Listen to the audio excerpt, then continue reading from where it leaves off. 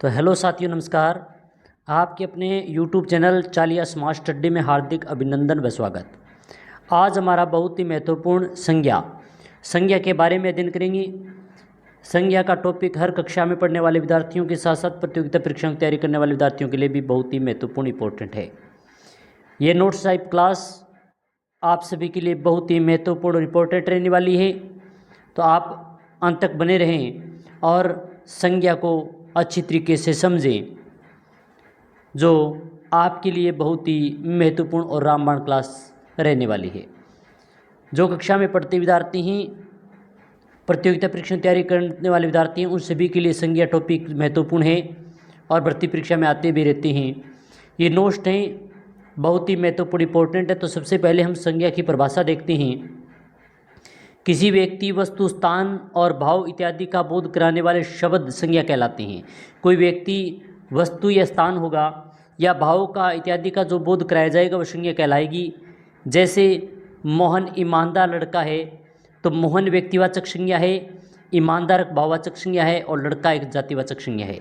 तो इस प्रकार एक मोहन ईमानदार लड़का है, इसके आधार पर तीनों जातिवाचक, भाववाचक और व्यक्तिवाचक संज्ञा का हमने इसमें अध्ययन किया, उसमें देखा।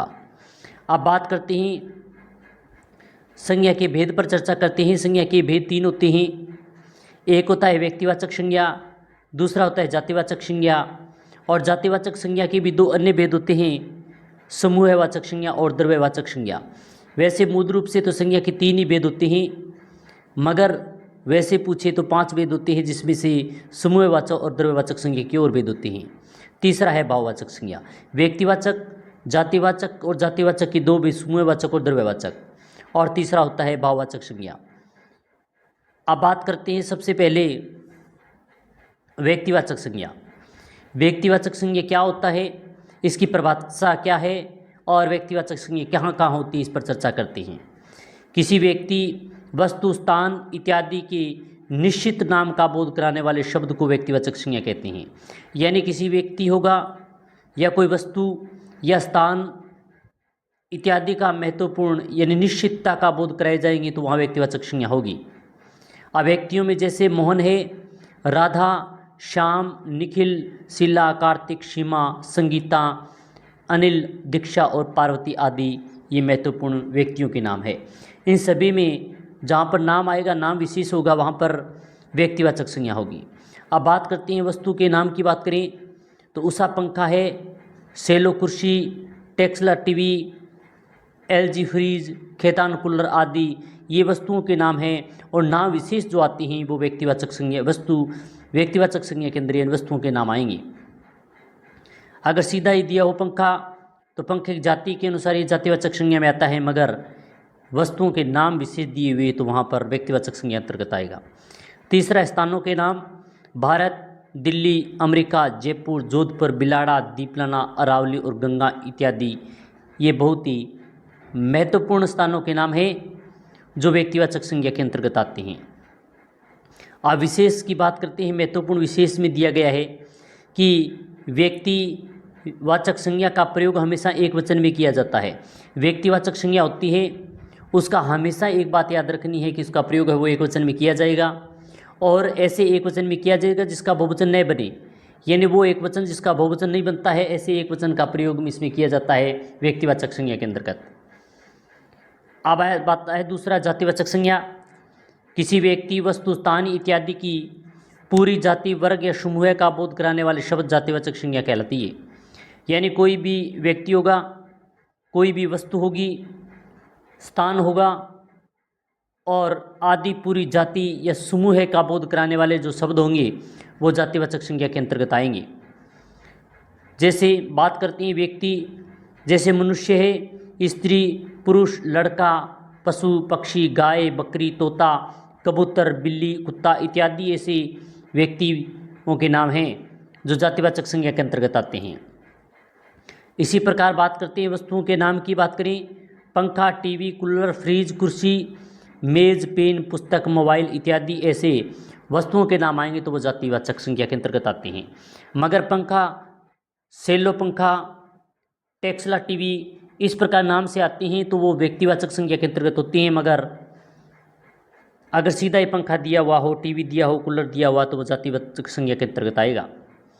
अब बात करते हैं स्थान के नाम की बात करें तो स्थान का जो नाम दिया होगा, जैसे देश है, जिला है, शहर है, तहसील है, गांव, विद्यालय, पहाड़, नदी, ई मित्र आदि। सीधा ही देश तो जातिवाचक संज्ञा के अंतर्गत देश के अंदर बहुत से देश होती हैं, नाम विशेष नहीं है। अगर भारत देश आ गया तो वो व्यक्तिवाचक होगा।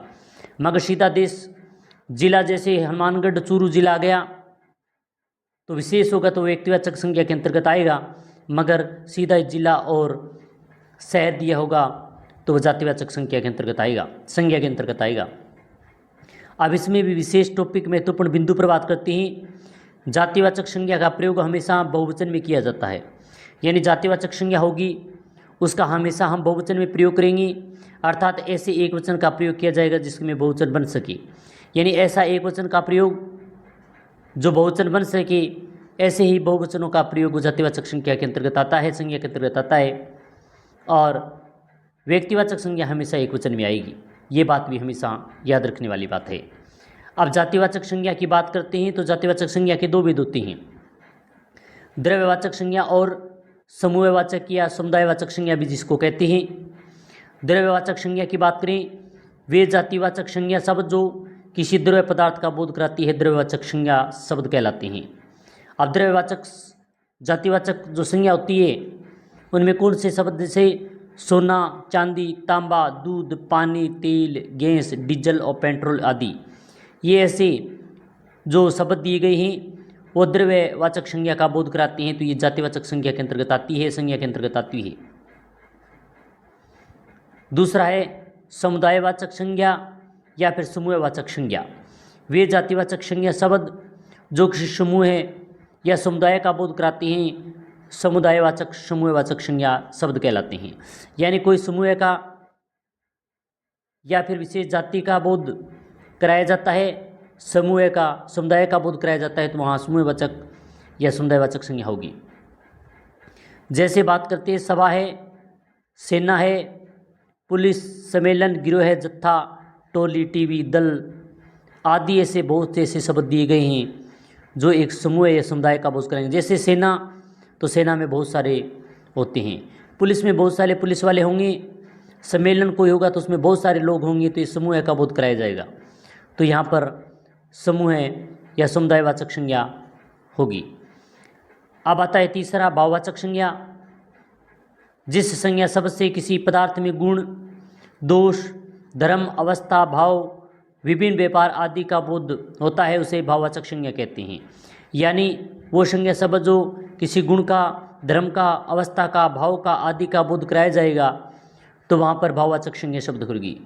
जैसे बात करते हैं मिठास है, बुढ़ापा, लिखावट, बचपन, दुख, भलाई, जवानी, ईमानदारी, बेईमानी, सेवा आदि, ये ऐसे शब्द हैं जो भाव की बोध कराते हैं। जैसे मिठास, ये भाववाचक संज्ञा के अंतर्गत आता है, बुढ़ापा भाववाचक संज्ञा के अंतर्गत आता है। अब विशेष की बात करें तो भाववाचक संज्ञा का प्रयोग हमेशा एक वचन में किया जाता है, बहुवचन में प्रयोग करते ही जातिवाचक संज्ञा हो जाती है।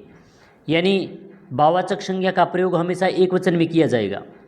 अगर एक वचन से बहुवचन बन गया, अगर प्रयोग कर दिया तो वह जातिवाचक संज्ञा बन जाती है, न कि भाववाचक संज्ञा। अब बात करते हैं जातिवाचक संज्ञा से भाववाचक संज्ञा कैसे बनती है, सर्वनाम से भाववाचक संज्ञा कैसे बनती है, विशेषण से भाववाचक संज्ञा कैसे बनती है, और क्रिया से भाववाचक संज्ञा कैसे बनती है, और अभ्यास प्रश्न। ये हम आगे वाली क्लास में इसी प्रकार की एक महत्वपूर्ण क्लास फिर लेकर आएंगे, जिसमें संज्ञा के अन्य महत्वपूर्ण बिंदुओं पर चर्चा करेंगे। आज हमने संज्ञा की परिभाषा के बारे में देखा, संज्ञा के भेदों के बारे में चर्चा की, व्यक्तिवाचक, जातिवाचक और भाववाचक, जातिवाचक के दो समूहवाचक या समुदायवाचक या फिर द्रव्यवाचक दूसरा भेद, इन पर चर्चा की। आशा करते हैं कि ये क्लास आपको बहुत अच्छी लगी होगी। अच्छी लगी तो लाइक करें, शेयर करें। इसी प्रकार की महत्वपूर्ण क्लास के साथ फिर मिलेंगे। जय हिंद, जय भारत।